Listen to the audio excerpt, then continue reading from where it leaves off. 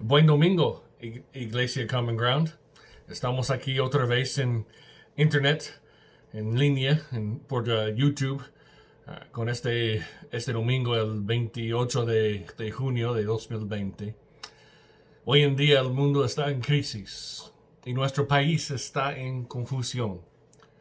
Entonces debemos hablar un poco sobre el futuro de los creyentes, para animarnos, para que podamos ser animados en lo que la Biblia dice sobre nuestro futuro. Entonces vamos a hablar sobre la segunda carta a los a Tesalonicenses y el capítulo 2. La primera cosa es respecto a la venida del Señor, los versos 1 al 3. Nuestra esperanza, nuestro deseo, nuestra meta en la vida cristiana es estar con Cristo. Queremos estar con Él en el cielo. En el capítulo 4 de la primera carta a los tesalonicenses, Pablo aseguró a todos los verdaderos creyentes que ellos serían arrebatados para encontrarse con el Señor en el aire, y así estarían con el Señor para siempre. Ese acontecimiento los libraría de la ira venidera de Dios.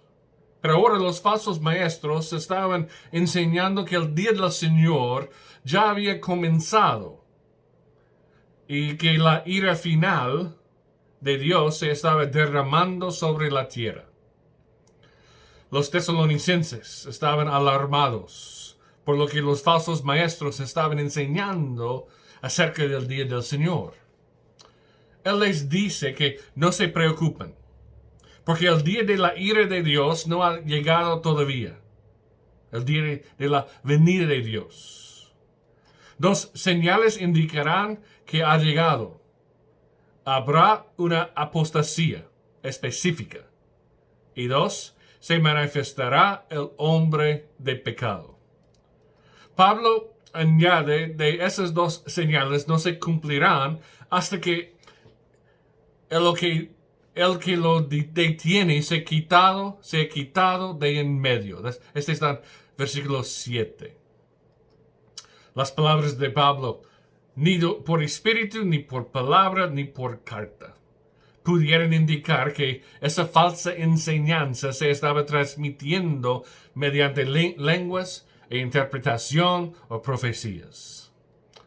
Pablo explica los acontecimientos que señalarán el comienzo del día del Señor y describe la destrucción del hombre de pecado y de los impíos al fin del mundo. La secuencia de los acontecimientos es como sigue. Número 1. Durante toda la época de la iglesia está en acción el misterio de la iniquidad. Verso 7. Recordando que viene el fin. El mal se volverá cada vez más desenfrenado a medida que se acerca el fin de la historia. 2. Al ir cobrando fuerza ese poder, la apostasía en la iglesia alcanzará proporciones alarmantes, enormes. Muchos. 3. El que refrena el misterio, o lo que detiene el misterio, se quita entonces de en medio. 4. Luego se manifiesta el hombre de pecado.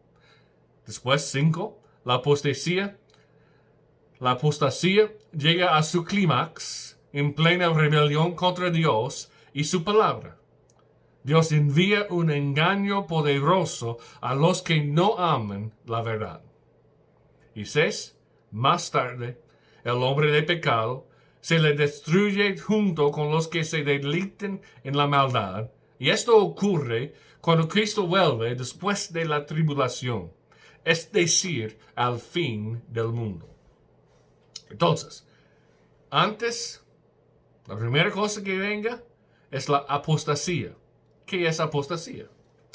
Eso significa partida, caída o abandono. En los últimos días, muchos de la iglesia profesante se apartarán de las verdades bíblicas. Va a ocurrir. En 1 Timoteo y la segunda carta, Pablo nos advirtió que a las iglesias las invadirán los impíos en los últimos días. Esa apostasía dentro de la iglesia tendrá dos dimensiones. Primeramente, la apostasía teológica, que es la desviación y el rechazo de parte o de toda la enseñanza original de Cristo y de los apóstoles.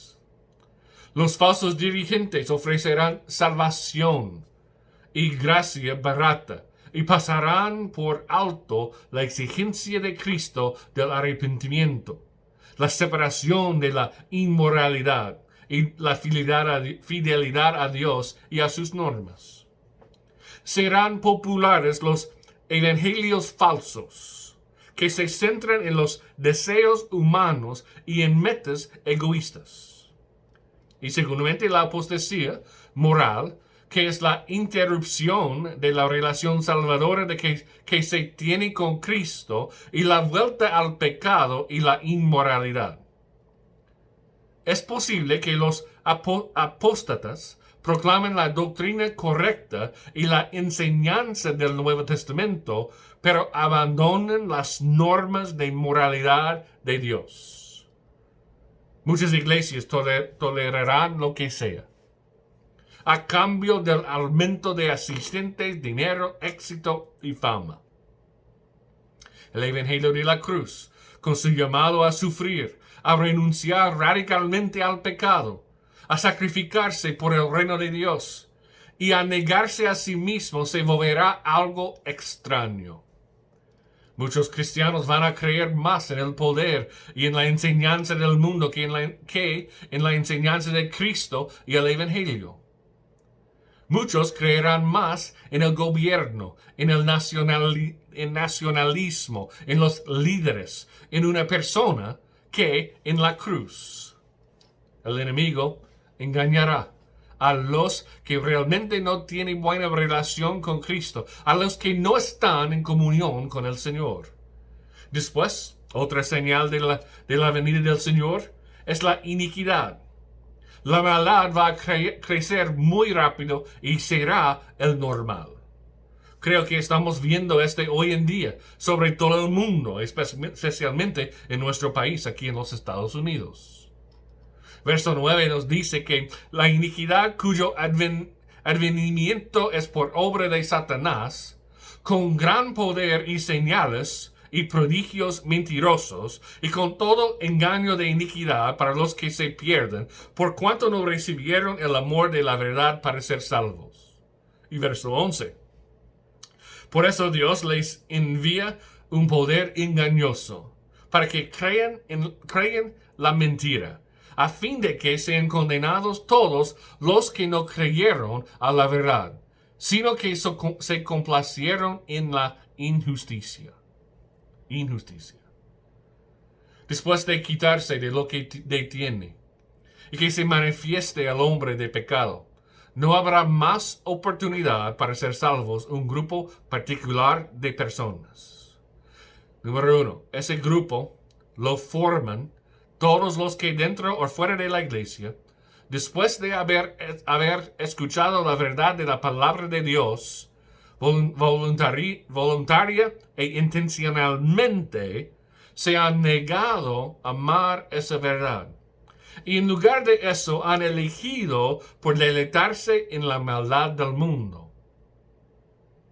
Y segundo, Dios les enviará a esas personas un engaño poderoso, de modo que no volverán a tener la oportunidad de creer la verdad que se negaron a amar.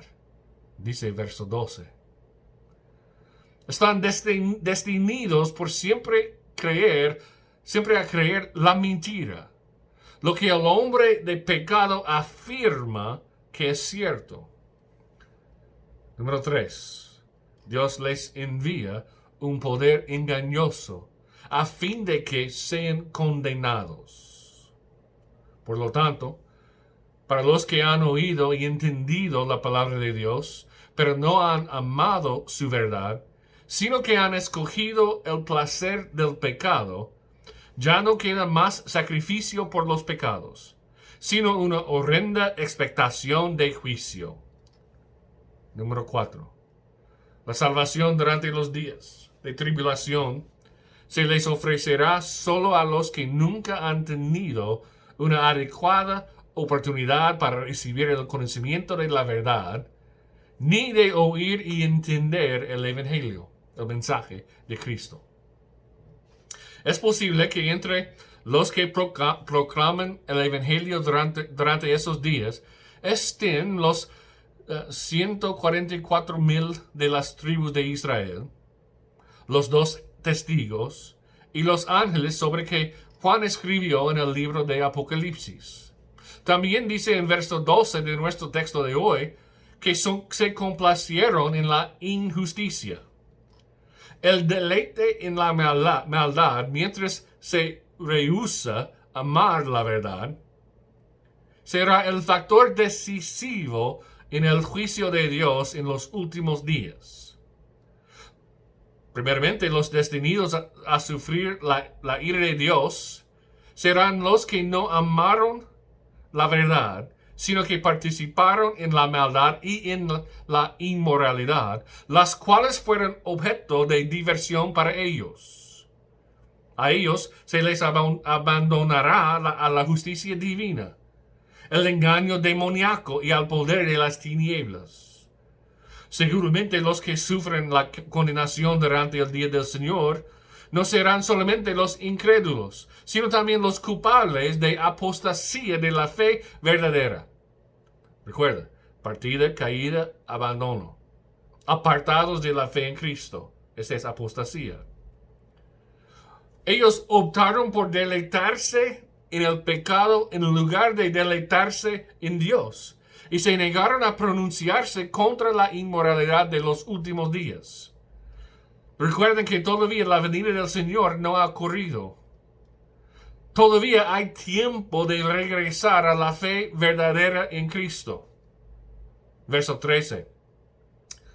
Dice, pero nosotros debemos dar siempre gracias a Dios respecto a vosotros, hermanos amados por el Señor, de que Dios os haya escogido desde el principio para salvación, mediante la santificación por el Espíritu y la fe en la verdad, a lo cual os llamó mediante nuestro Evangelio para alcanzar la gloria de nuestro Señor Jesucristo. Dios te ha escogido para ser salvo. ¿Es tu decisión aceptar su salvación o rechazarlo? Es tu decisión seguir creyendo con fe en Cristo o abandonar tu fe en Cristo. Es tu decisión amarle a la verdad o deleitarse en la maldad. Él nos llamó por su palabra, por su evangelio, a alcanzar la gloria de nuestro Señor Jesucristo. Muchos de nosotros queremos alcanzar nuestra gloria para nosotros mismos. Dios nos creyó y Jesús nos salvó para una cosa, y no más, para dar gloria a su nombre. Nosotros somos la gloria de Dios.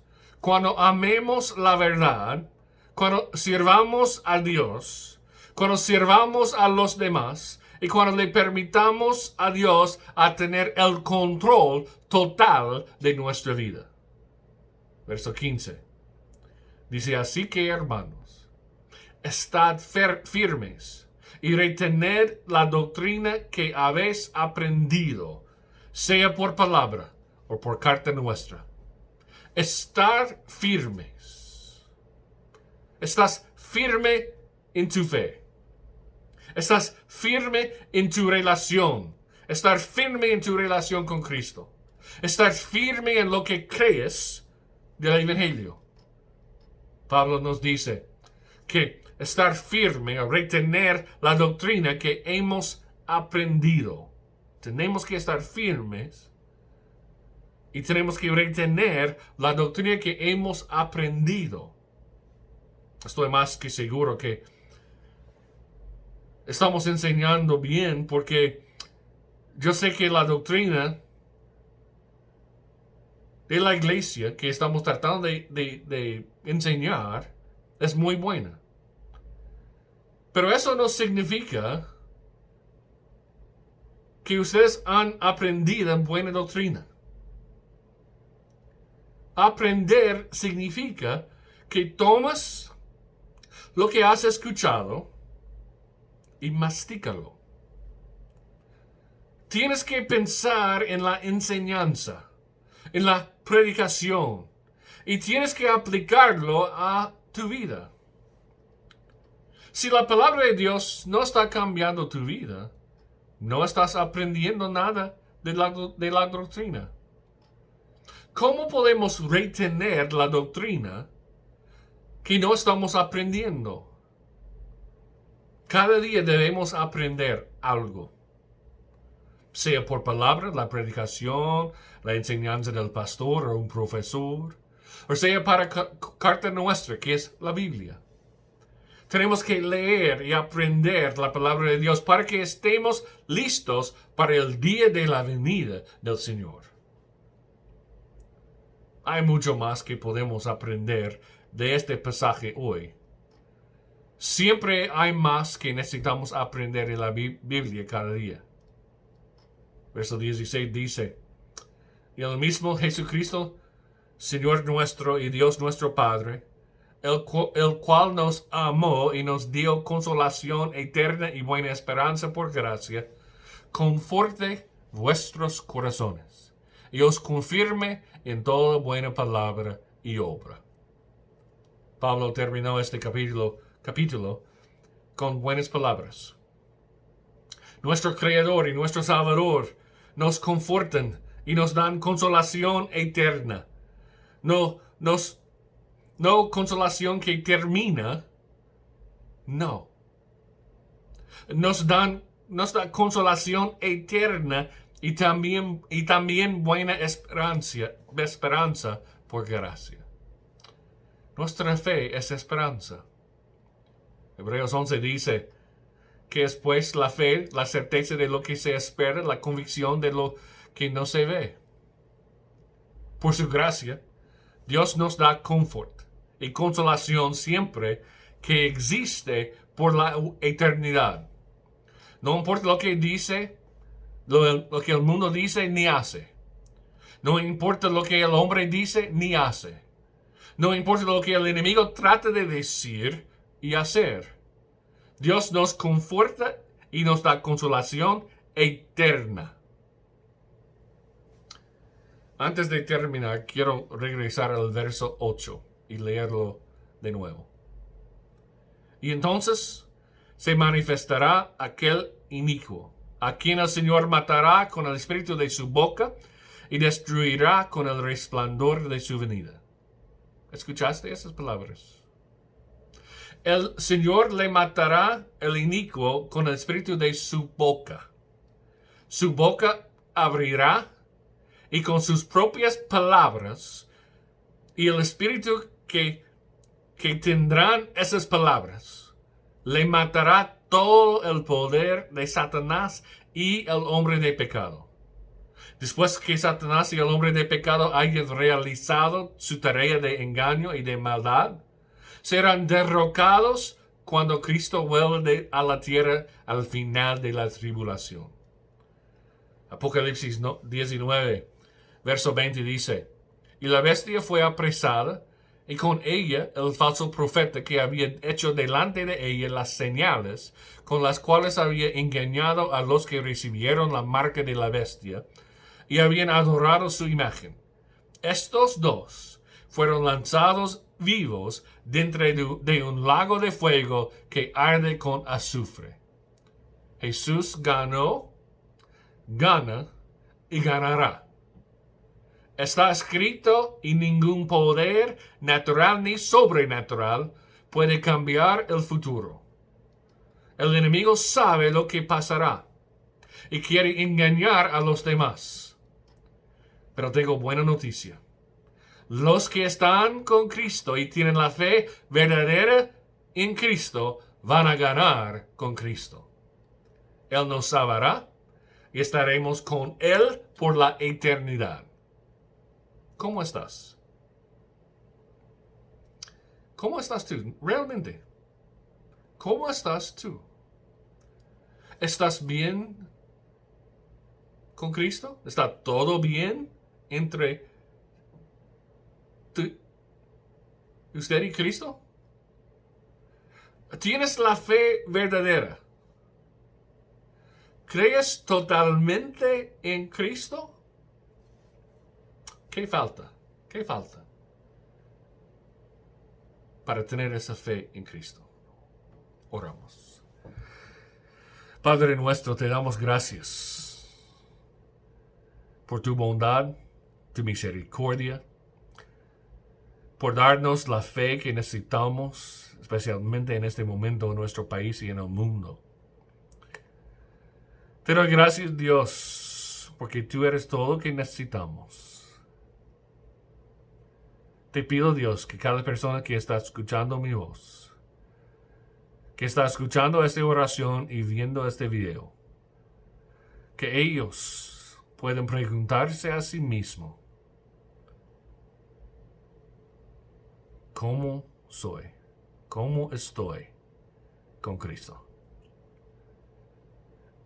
¿Tengo la fe verdadera? ¿O realmente no tengo fe en Cristo? ¿Estoy escuchando a los falsos maestros que no prediquen el evangelio? ¿O estoy escuchando a los que predican un evangelio que no dura? Ayúdanos, Dios, entender bien tu palabra hoy. Entender bien que el futuro contigo es mucho más importante que el presente siguiendo un hombre, o una idea, o un movimiento, o un político, un gobierno, lo que sea. Dios, estamos en nuestro país, en el mundo, en una crisis. Estamos pidiendo perdón por los pecados de nuestro país y los pecados de nuestra vida. Y estamos pidiéndote a sanar nuestra tierra, nuestro mundo, en este momento. Y cada persona que está escuchando a esta oración, Dios, si necesitan entregar su vida a ti, que en este momento ellos hacen con todo su corazón. Y empiezan a leer tu palabra, tu carta a nosotros. Y escuchar a la doctrina pura y no a la doctrina falsa. Para que ellos tengan la fe verdadera en Cristo Jesús. Gracias, Dios, por salvar vidas, por animarnos hoy con tu palabra. En el nombre sobre todos los nombres, el nombre de Jesucristo. Amén y amén.